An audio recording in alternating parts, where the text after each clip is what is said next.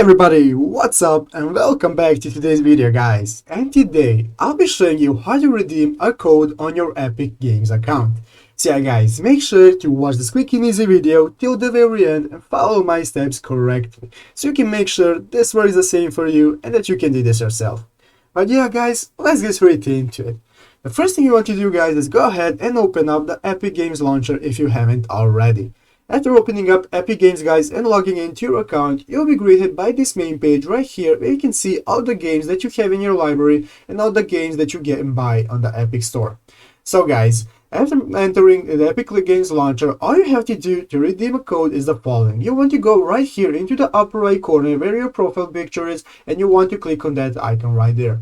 After clicking on that guys, you will see this will now open up the new settings where you can either see your achievements, your settings for your account, you can see your account info and so on. What you want to do guys is go ahead and click the fourth option right here called redeem code. Guys, go ahead and click on redeem code and now this will open up a new window tab guys where you will be able to redeem your code. Just go ahead and type in the code that you got right here guys, and after typing in the code you want to go ahead and click the blue button right here called redeem. If you have entered the code correctly guys, then you have successfully redeemed your code after clicking the button.